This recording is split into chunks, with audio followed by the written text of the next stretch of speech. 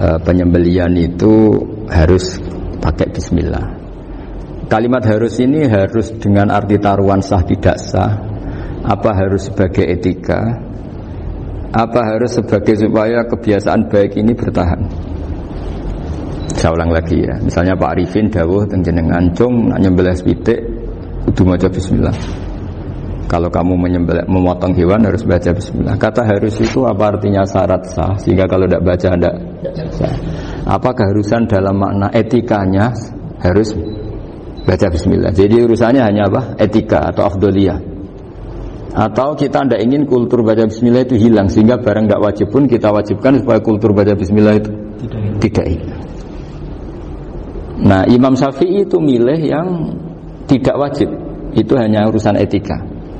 Sehingga dhabihatul muslim meskipun enggak baca bismillah, baik secara sengaja maupun lupa tetap halal ya, tetap sah, tetap halal. Tapi beberapa ulama mengatakan baca bismillah itu wajib dan menjadi syarat sah. Ya kira-kira karena pamit tadi, yang beri nyawa itu Allah, kok apa yang menghilangkan enggak pamit, sudah menghilangkan nyawanya ayam dimakan lagi. Wah itu selingkuhannya kan mesti marah itu. Selingkuhannya, pacarnya, anaknya, cucunya itu kan marah itu. Tapi kalau pamit yang punya kan enggak. Coba kalau ayam cantik yang pas kamu sembelih itu lanangannya kan mangkel itu. Kalau kebetulan sudah tua kan terus karep-karepmu kan gitu. Jadi apa? Itu yang tahu Sarah. Saya ulang lagi, yang tahu Sarah, karena ini sudah jelimet. Sudah jelimet. Sehingga enggak ada kitab matan yang induk kecuali disarai. Dulu ada kitab namanya Takrib, karangannya Abi Suja. Terus disarai kecil sekali oleh Fathul Qorib, ya, oleh Ibnul Qasim Al-Huzi itu. Terus disarai lagi oleh Bajuri. Jadinya Bajuri itu sudah sarhun ala sarhin warifin, ya, sudah sarhun ala sarhin, bukan sarhun ala matnin tapi sarhun ala sarhin. Nah, kenapa memang kita butuh itu? Saya ulang lagi, kita butuh itu. Nah, kenapa butuh? Ya karena mau tidak mau. Saya ulang lagi, mau tidak mau. Karena matan itu seperti itu. Misalnya matan cerita, yang dikatakan menyembelih itu apa? Ya nyembelih itu ya nyembelih. Nyembelih itu memotong hewan. Terus motongnya dari mana? Kalau kamu motong hewan dari mana coba? Dari belakang atau dari depan? Dari mana? Depan misalnya. Pertanyaannya, ketika dari depan itu paling penting terpotong al-khulqum wal mari misalnya. Yang satu majrur to'am, yang satu majrur ruh, ya gitu, majrur nafas. Tapi andekan dari belakang gimana? Tapi tetap terpotong. Mulai ribet kan? Kalau kubu sebelah kan enak, pokoknya nggak sunah Rasul seperti itu, nggak mau debat. Tapi kita tidak, cara berpikir tidak gitu. Ini kan status hukumnya halal apa haram ketika ada orang motong hewan dari belakang. Nah, terus kita berdebat kan, mesti berdebat itu mau dibilang haram, nyatanya memenuhi syarat apa tadi, pemotongan. Hulkumnya kena, amarinya kena. Mau dibilang halal, jangan-jangan pitiknya sudah pingsan, sudah mati karena dogrok-dogrok dari belakang. Nah, itu terus ulama debat, kan mungkin juga. Ya kan, pitiknya sudah setengah kena corona, pingsan terus. Ya kan, sudah pingsan terus digorok. Nah seperti ini mau tidak mau kita harus detail. Detail artinya yang dikatakan menyembelih itu apa? Ya nanti tak bacakan tabir di Bajuriya sekaligus ijazah untuk jenengan semua. Saya tadi alhamdulillah ketemu Pak Arifin lama, ngendikan panjang lebar tentang pentingnya ilmu. Yang dikatakan menyembelih adalah mematikan hewan yang hidup dengan kaifiyah syariah. Saya ulang lagi, mematikan hewan yang hidup dengan kaifiyah syariah. Nah kalimat hidup ini mulai masalah. Hidup yang apa? Misalnya ada hewan, saya sering kalau ngaji cerita, ada ayam jago ketandang mobil, ketabrak mobil, kejet-kejet. Enggak kamu sembelih pun 1 menit lagi pasti meninggal. Ini kan hanya koordinasi prosedur saja. Karena prosedur ayam mati harus kejet-kejet, enggak boleh enggak langsung peletes mati, enggak boleh. Nah pertanyaannya ketika kejet-kejet ini kamu sembelih, itu halal apa enggak? Wong enggak disembelih juga sudah mati. Artinya enggak penyembelihan ini kan enggak memberi kontribusi pematian, tapi enggak ngefek. Makanya terus ada perdebatan. Ada hayatun mustaqirrah, ada hayatun ittirariyah, ada harakatu masbuh. Itu kalau enggak sarah enggak bisa. Lalu pertanyaan nakalnya begini. Saya itu betul pernah ngalami itu. Wayam jago itu kan mahal, apalagi kalau Bangkok kan. Saya pas jalan-jalan sama anak saya, sama jalan-jalan mau ke pasar itu di pertolongan tuwer mak. Gus itu halal tau ora? Karena tanya orang awam, halal kata saya gitu. Padahal andai kan tidak disembelih ya pasti mati. Suatu saat ada yang mengkonfirmasi lagi. Saya bilang kalau kiai ya tidak pantas makan ayam gitu, tapi kalau kamu tidak kiai ya pantas saja. Daripada rata halal lo geremeng eman kan ribet. Nah sebetulnya itu dalam mazhab Syafi'i itu tidak halal karena dia sudah tidak punya hayatun mustaqirrah. Karena tadi setengah menit lagi atau 1 menit lagi pasti mati. Kan dia belum mati karena koordinasi Israel saja, tetap yang ngambil itu. Tetap kan nggak segampang itu kan, tetap prosedur apa? Jalankan SOP. SOP-nya harus ada. Nggak boleh mati selonang-selonang itu, nggak boleh. Tetap ada SOP kata Warifan ada SOP. Dia kalau sama saya bisa guyon kalau. Nah, tapi misalnya nanti pertanyaan, tapi dalam mazhab Maliki itu diabaikan, hayat mustaqirrah, hayat ittirariyah, hayat itu diabaikan. Cara berpikir Imam Malik lebih matematis. Kalau nggak disembelih itu matinya berapa menit? 1 menit lagi. Gara-gara disembelih dia mati sekarang. Berarti eksekutornya ya peso itu. Ya berarti peso itu memenuhi kriteria mematikan sesuatu yang masih hidup, hewan yang hidup dengan cara syar'i. Jadi andai kan ada rapat malaikat, matinya karena apa? Karena peso apa karena kecelakaan? Karena peso. Ya kan? Karena kalau nggak tanpa peso nunggu 1 menit. Gara-gara disembelih langsung terjadi sekarang. Nah karena hukum halal ini yang menarik dan menguntungkan. Di bab ini orang jadi Malikiyah semua. Mana maksud saya? Jadi kita ini sebetulnya Syafi'i pecundang gitu. Syafi'i partai politik. Jadi kalau sedang tidak menguntungkan ya tidak. Kata siapa kita Syafi'i banget? Tidak juga itu. Ya, jadi karena tadi ya kalau pada level apa? Pada level perdebatan ulama itu ada tadi ya, ada seperti itu, ada hayatun mustaqirrah, ada hayatun ittirariyah, ada harakatul masbuh. Jadi tak baca ya supaya dapat barokahnya ulama ya. Jadi tak baca versinya. Ini di halaman, terus kitab ini saya tinggal sebagai amal saya, keluarga saya, sebagai penghormatan saya sama Habib Ali, Habib Quraisy, Habib Husain semuanya, Pak Arifin dan Bismillahirrahmanirrahim. Wa'lam. Ini halaman 562. Ikutnya bab kitab Ahkami Syaidi wa Dzabaih. Ya, jadi nanti yang mungkin kalau beda halaman cari di babnya kalau beda halaman cari di babnya. Karena kadang beda halaman warifnya. Kalau cetakan sekarang enggak. Beda. Iya, kadang beda juz pun. Kayak Ikhya sekarang tuh sampai 6 juz. Zaman kita ngaji kan 4 ya. Di orang ada yang 6, ada yang ribet cetakan sekarang ya. Di atas ada 10. Satu Ikhya itu. Hurufnya dibesarin. Ikhya biasa. Iya, ada yang karena ngerti ya, zaman akhir paling sudah agak buta huruf. Saya tuh dulu punya guru terakhum sudah sepuh. Itu baca gini nggak bisa, Pak. Jadi kalau di kelas harus dituliskan pakai spidol. Mulang Minhajul Abidin. Sudah sepuh sih. Kalau ngajar itu nggak bisa jalan, nggak pakai becak. Itu yang nulis agak kurang ajar. Nulis CDE cepet bar. Jadi kadang itu apa itu? Beliau masih semangat, tulisannya habis. Loh kok sentek dong? Terus ya wes ya.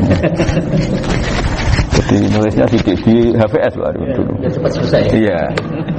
Nah kalau beliau pakai kitab sudah enggak bersoh itu. Anak-anak wah nulis sidik benang ber. Ribet. Saya ulang lagi ya.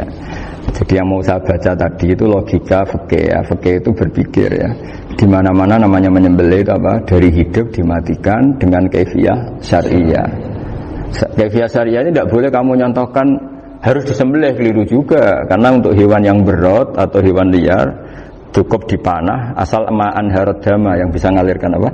darah. Jadi makanya saya umumkan bikaifiatin syariah ma'rifiyah kan tidak harus motong kan bentuknya. Kalau hewan liar kan atau sapi kurban liar kan, sapi kurban ucul liar kan boleh dipanah, boleh macam-macam. Nah kalau tembak bisa diperdebatkan karena ada unsur api ma'rifiyah. Jadi bisa debat. Meskipun ada yang bilang boleh tapi bisa debat lagi kan? Karena ada unsur apa? Api ma'rifiyah. Iya.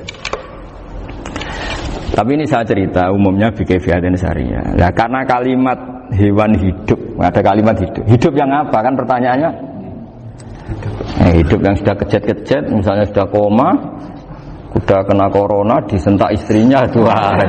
Apalagi ayamnya menyaksikan pasangannya diselingkuhi, wah itu sudah stroke itu dia. Nah itu. Makanya kalau orang suka macam-macam itu kayak ayam makanya itu. Saya baca ya. Bismillahirrahmanirrahim. Wa'lam annahu yujadu fi ibaratihim hayatun mustaqirrah, hayatun mustamirrah, harakatu madbuh. Wa yuqalu aisyu madbuhin. Wal farqu bainaha annal hayata al mustaqirrah yakunu ma'ha ibsarun bi ikhtiyarin wa nutqun bi ikhtiyarin wa harakatun ikhtiyariyah. Wal hayat al mustamirah ya allati tastamiru ila khurujir ruh minal jasad. Wa harakatul masbuh ya allati la yabqa maha ibsarun bi ikhtiyarin wala nutqun bi ikhtiyarin wala harakatu ikhtiyariyah. Bal yakun maha ibsar wa nutqun wa harakatun ittirariyah ini. Wa ba'duhum farraqa bainahuma. Sampai saat terus ini. Jadi ini perbedaan-perbedaan pandangan ulama. Nah, Imam Malik itu mengabaikan semua istilah itu. Sing penting pas mbok sembelih iku kecelok urip, cara wong Jawa kecelok urip. Cek hayat mustaqirrah, cek ittirariyah, cek harakatu masbuh, pokoknya kecelok urip. Ane kecelok urip bisa dibilang masih hidup. Karena kalau bisa dibilang masih hidup, kamu sembelih, tetap nanti rapat malaikat kira-kira gitu. Ini matinya karena apa? Karena kecelakaan. Oh, kalau kecelakaan 1 menit lagi matinya dong. Tapi kan matinya sekarang ya karena disembelih. Nah tadi saya bilang sebenarnya mazhab Syafi'i itu tidak seperti itu. Karena Imam Malik menghalalkan, biasanya penggemarnya lebih banyak. Di bab bungsu halal itu kan penggemarnya masih banyak. Tapi ya sudahlah, itu masih ahli sunnah karena salah satu dari mazhab 4. Tapi logikanya juga masuk. Jadi kita bukan sekedar taklid ke Imam Malik, tapi kalau kita ikhtiyat ikut Imam Syafi'i ya monggo, karena mungkin secara medis karena mengalami seperti itu mungkin tingkat kesehatannya apanya sudah ya sudah lah, yang penting makanya terus orang Jawa pinter nak PTE jago ya halal, nak cilik enggak lah.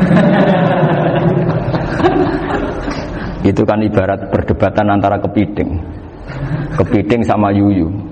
Yang menghalalkan kepiting itu mengharamkan yuyu. Tahu yuyu yang kecil di sawah ya? Tak tanya kenapa yuyu halal, karena amfibi guys, bisa hidup di dua alam. Memangnya kepiting enggak? Oh beda. Ternyata beda maksudnya. Eman Gus kalau haram. Eman kan kalau yuyu haram kan enggak ngefek kan, kecil.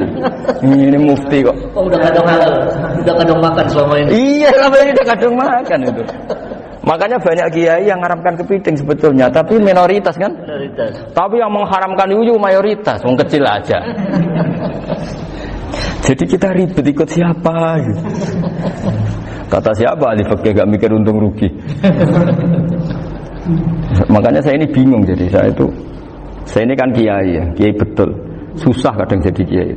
Sebagian guru saya itu mengharamkan kepiting. Nah kalau kayak dolan di daerah Juwana Mas Nafis daerah itu, penghormatan tertinggi santri itu kalau nyugoi kiainya kepiting karena itu makanan termahal. Bingung kan dia? Mau tidak makan itu kayaknya dipersiapkan betul baru kan?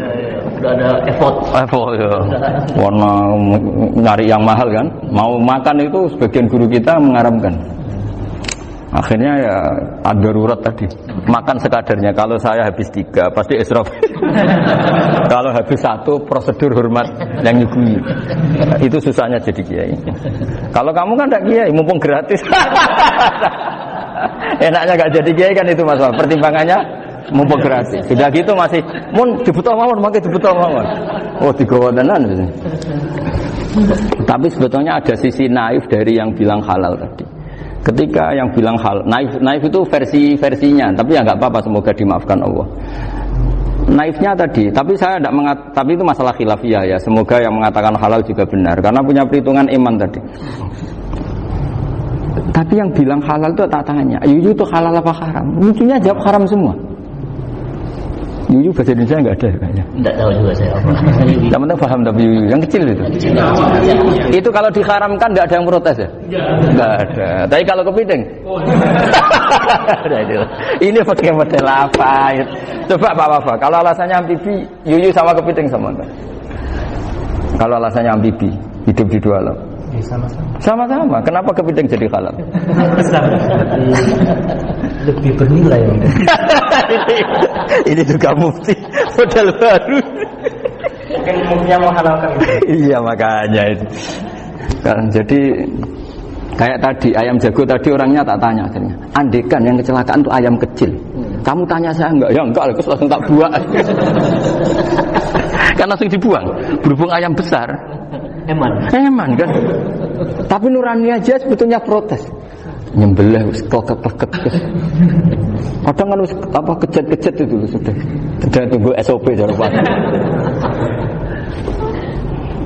Ya tapi apapun itu ini ilmu harus didengar ya supaya sampean tahu ya, ada hayat mustaqirrah, ada hayat mustamirrah, ada hayat ittirariyah, paling enggak kita ngerti lah. Karena nanti di bab B ya nyun sewu di bab apa B itu ya nanti enggak sahnya karena apa? Tidak mutamawal. Misalnya saya punya utang sama Pak Arifin ayam jago, tak bayar dengan jago yang mengalami kehidupan sudah seperti itu kan tidak sah. Meskipun itu hidup tapi sudah tidak hayat yang mustamirah, tidak normal. Jadi ilmu itu apapun tidak cocok kita karena beda mazhab misalnya, tetap sebagai apa? Ilmu. Jadi jangan pernah anti ilmu meskipun kita tidak cocok. Dulu saya itu heran sama Abu Hanifah karena membolehkan merujuk wakaf. Wakaf itu kan nggak boleh ditarik kembali dalam mazhab Syafi'i dan hampir semua ulama bilang gitu. Tapi kalau kata Abu Hanifah, jika nazir yang nerima itu tidak sesuai rencana kita, keinginan kita, itu boleh narik kembali. Fa innal waqfa atiyatun mahdhah, kata beliau, wakaf itu ya pemberian normal saja. Suatu saat ada peristiwa gini Pak Arifin ya, ada orang kaya raya mewakafkan tanah itu senilai kalau nggak salah itu 60 miliar.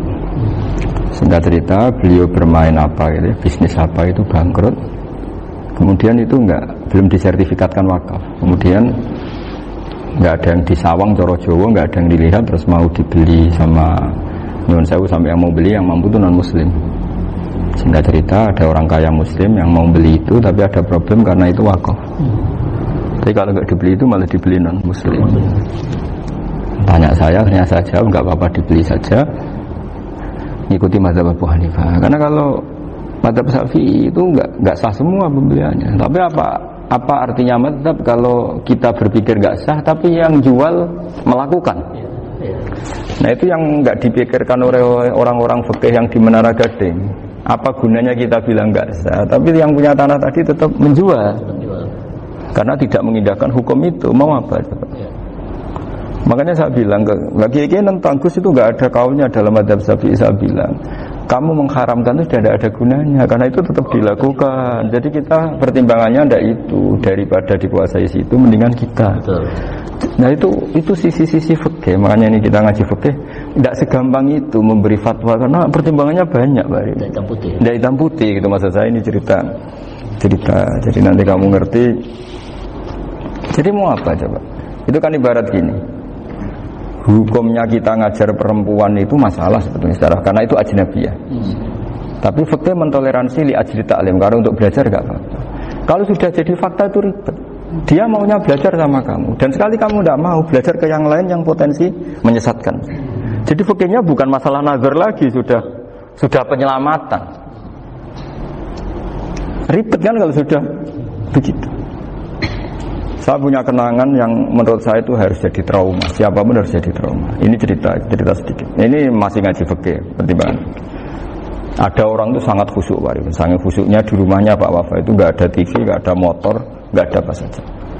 Ketika anaknya berkembang agak dewasa, itu pertama naik motor itu ya utang jasa sama kawan-kawannya. Pertama dia ngelihat nikmati TV ya dari kawan-kawannya. Corong Jawa, mbek tanggane lah. Padahal orang tuanya ini protektif justru karena banyak tangganya sing ndak pati Islami lah. Ya mereka orang Islam tapi ya enggak sholat, enggak apa. Singkat cerita orang tuanya ini datang ke rumah saya nangis mereka. Nangis Gus, sekarang saya ikrar bahwa mazhab abah jenengan Kiai Nur Salim, bapak saya itu mazhab jenengan itu lebih hebat timbang mazhab kula. Nangis dia. Dulu saya itu agak menyalahkan Kiai Nur Salim jenengan karena longgar di rumah ada TV, ada motor. Terus dia cerita. Nah karena anaknya ini pertama bisa naik motor, untuk anak ABG ini kan jasa yang luar biasa. Karena dia butuh sekali bisa naik motor dipinjemin. Akhirnya walhasil anaknya ini yang saya merantau ke Jakarta kemana? Akhirnya lam yusolli wa lam yasum. Padahal anaknya ya kiai kampung. Terus tak ceritain. Terus akhirnya dia tanya, kenapa sih Gus jenengan sama abah kok longgar gitu sama anak? Terus tak ceritani gini Pak Arifin. Menurut ilmu al-insan abdul ihsan, manusia itu budaknya kebaikan. Karena utang jasanya sama anak ini, ya dia akan ingat anak ini. Sementara kenangannya mbak jenengan mbok amui. Tidak boleh. Dia baru ngakui ya Gus saya itu nyun sewu hanya khusyuk tapi kurang ilmu. Tadi dia hanya berdasar khusyuk. Bocah kok main delok TV kan pikirannya hanya gitu. Ini cerita ilmu, saya bukan menjustifikasi manapun, ini kan cerita ilmu Pak Arifin ya. Jadi semua itu ada hitung-hitungannya. Coba kalau kita terlalu stakung be anak pertama naik motor jasanya orang nggak sholat ya, pertama roh TV jasanya orang nggak sholat. Coba terikatnya anak ini sama kita apa sama orang itu? Sama orang itu. Bayangkan kalau umur ABG, kalau umur sak pari pun Pak Wafah ini nafsu astagfirullah kan. Gue cok tua nome ya orang. Gaya tok, bareng tua udah khusus gue gaya tok. Aslinya namanya bodoh. Ya saya sama semua. Cuma saya akan lebih jujur dari biasa. Jadi orang itu harus ngitung gitu. Itu kenapa Mbah Mun tuh kayak alim alama. Setahu saya dalamnya ada TV. Putra-putra ini lihat TV. Meskipun kita tidak mungkiri negatifnya TV, kita nggak mungkiri Pak Arifin ya. Tapi tadi ketika anak-anak ABG itu pertama lihat TV jasanya tonggo ini. Kalau kebetulan tanggane wong soleh nggak masalah ya. Kalau enggak, itu nangis ke rumah saya itu. Nyesel dia. Tapi saya bilang gini, ini jenengan tiang soleh, mesti anak jenengan suatu saat kembali. Coba pola jenengan harus ubah. Ini hebatnya Nabi. Ketika Sayyidah Aisyah masih kecil, minta diperlihatkan Liqbul Habasyah. Itu ya diturutin kan masyhur itu. Kayak apa Nabi? Karena kalau nggak diturutin, pasti Sayyidah Aisyah akan ngidolakan mainan yang lain yang di luaran sana malah. Itu karena Nabi punya kearifan tadi.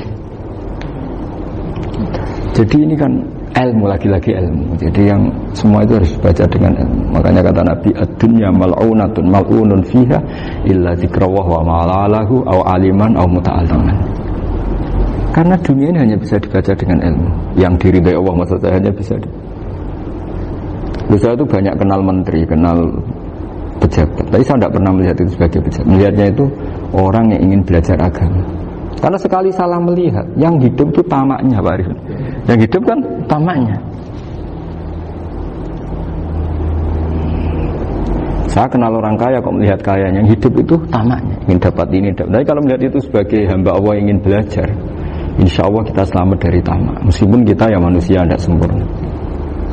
Setidaknya ketika dia lomo atau tidak lomo, nyalami template apa tidak ngefek, karena kita melihat ini mau belajar. Tapi kalau kamu didorong tamak, katanya orang kaya ternyata nggak tahu haknya kiai, ribet kan? Ribet. Ya kalau kamu punya santri cantik ya lihat itu sebagai santri kamu. Jangan melihat ini mau nggak sama saya, kalau enggak ya wah, ribet kalau gitu. Ini anak-anak muda harus dilatih ikhlas, bahaya ini santri-santri sampean kalau nggak dilatih ikhlas ini bahaya. Karena ini belum punya penggemar pejabat, paling ya anak-anak yang ya tadi ABG.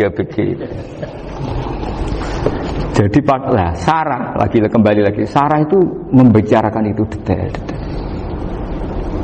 Jadi ya makanya kenapa orang mati yang lahir langsung meninggal itu nggak wajib disolati. Alasannya di fikih ya lucu. Karena dikatakan sholat mayit, di mana-mana mayit itu sabakohu hayatun.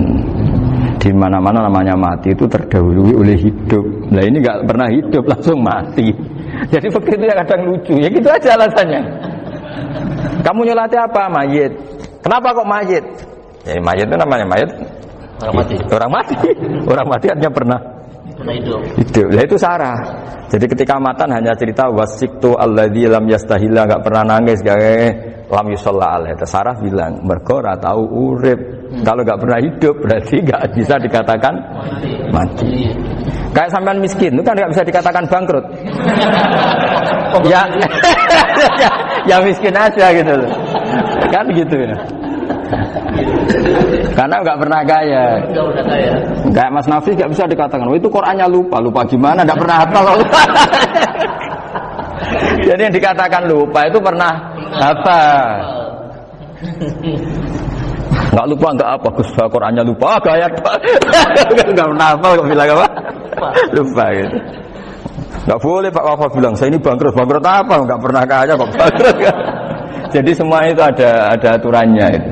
Nah itu sarah, lagi-lagi sarah. Jadi bahkan banyak yang sarhun ala sarhin. Jadi kayak kitab takrib itu disarai Fathul Qorib. Jadi Fathul Qorib itu sudah sarah.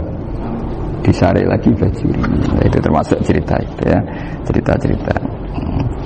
Bismillahirrahmanirrahim.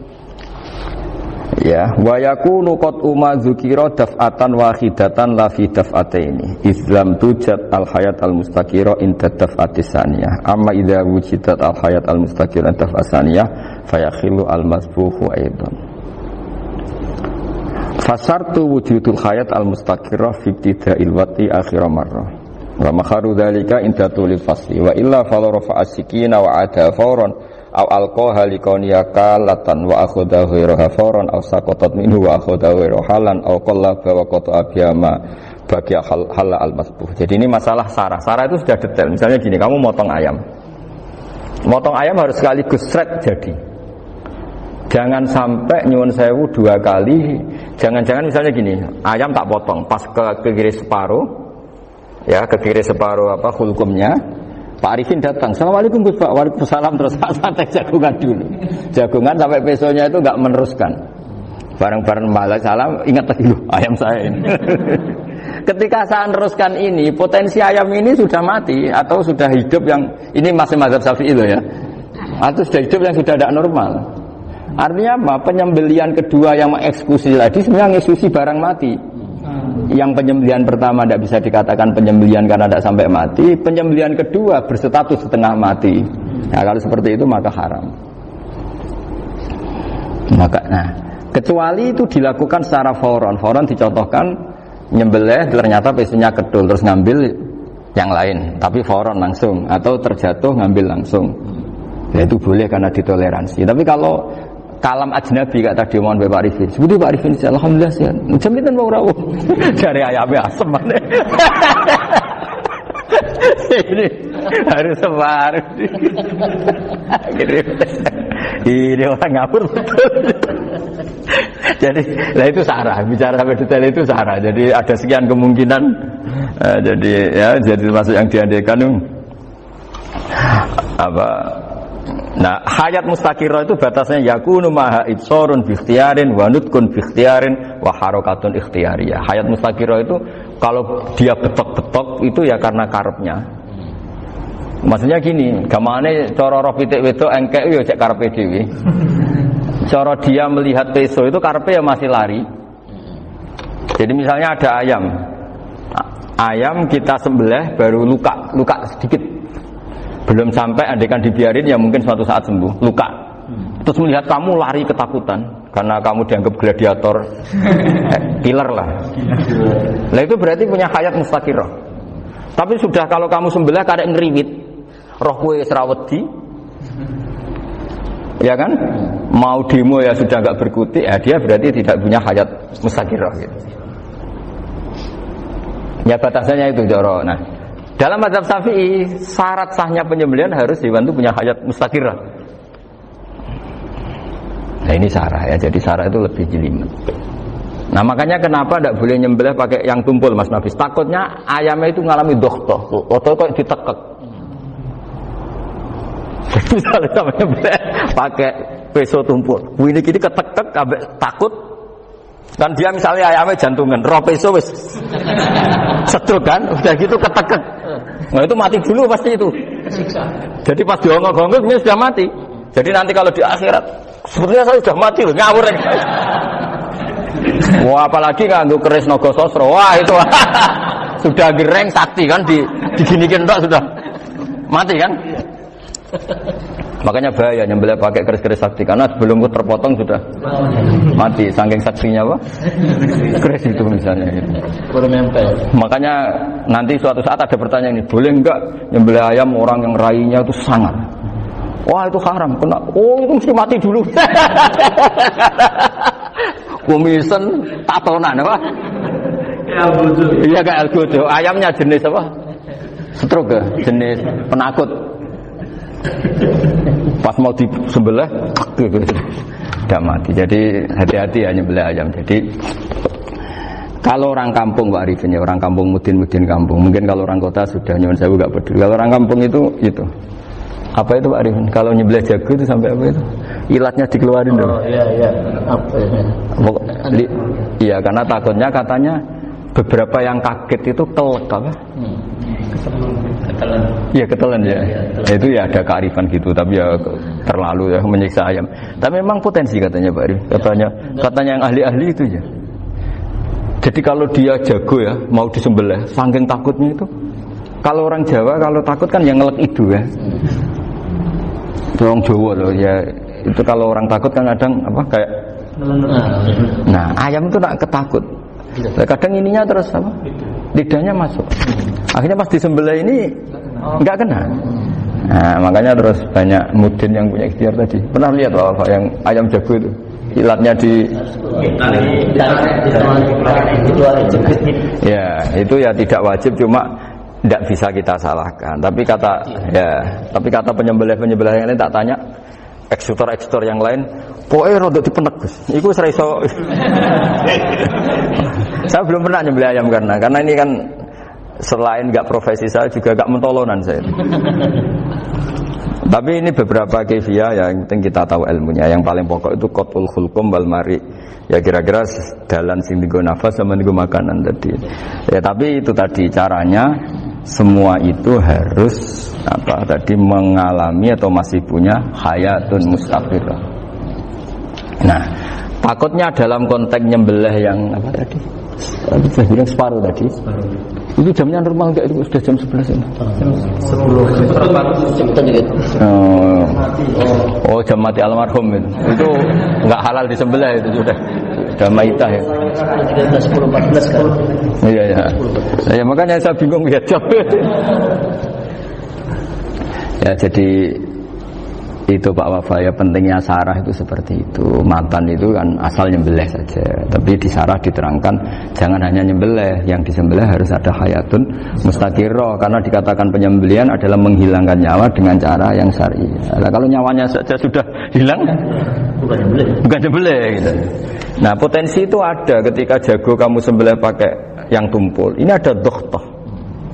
Loh, hewan itu juga kayak manusia loh, karena punya hati, ketika takut saja mati. Nah, takutnya ulama kan ini ngalami dokhtoh, kayak orang ditekek kan mati kan, ditekek kaget. Contoh gampang gini, orang ditekek perempuan kemungkinan mati itu kecil, karena murni hanya ngalami pernafasan. Tapi nak ditekek wong gagah tatonan kan terus dua reaksi tubuh, takut sama gak bisa bernafas, itu kan lebih cepat apa? Mati. Kira-kira kan gitu. Lah ini sudah takut dongok-dongok itu kan nyiksa. Saya sering ketemu orang yang ahli nyari ular, nyari apa. Itu ya gitu. Filosofinya sama seperti orang perang. Harus bikin takut. Iku kewan Gus nak disuwentak, iku telelekan, jare telelekan iku apa Pak Anda bicara bahasa Batawi itu. Orang kaget terus terpaku itu. Teorinya Khalid bin Walid kan gitu. Kalau perang supaya musuh takut. Kamu tahu kami siapa? Gertak gitu ya. Ayat jina biqaumin yuhibbunal mauta kama tuhibbunal hayat. Kita ini bawa pasukan yang mereka mencintai mati kayak kalian mencintai hidup. Pasukan kami ini darwis, berani modar ya wis gitu. Kira-kira gitu kalau bahasa Jawa itu. Gertak mati. Berani mati. Akhirnya musuh kan nah, di antara syaratnya perang kan gitu, harus bikin musuh itu takut, gemeter. Nah telelekan itu gampang gitu loh. Telelekan itu pokoknya tadi loh Pak Arifin, kepaku tadi. Agak berkutik. Paham ya? Nah jangan-jangan ayam yang kita sembelih mau wis wedi dongo-dongo mati duluan gitu. Nah makanya terus kata musannaf kalau bisa itu wa yakunu madzukira bidafatin wahidah. Kalau itu usahakan sekali jadi. Tapi itu bukan berarti syarat sahnya harus sekali jadi. Kira-kira karena tadi enggak kebayang kan kalau baru separuh tak Assalamualaikum Gus Pak. Waalaikumsalam Pak Arifin, sepundi kabarnya? Baru itu terus ingat diteruskan lagi. Kemungkinan ini sudah mati apa?